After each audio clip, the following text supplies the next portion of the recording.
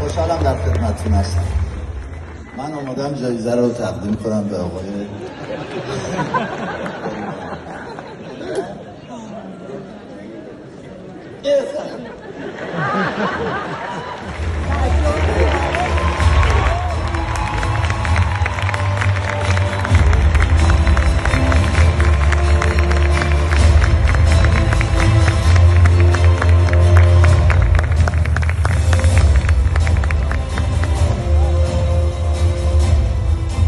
سلام، شبتون بخیر.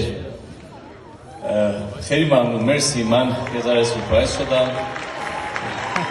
خیلی ممنون. دوستتون هستم. من هم سلام عرض میکنم. خیلی از دوستان عزیزی دارم میبینم.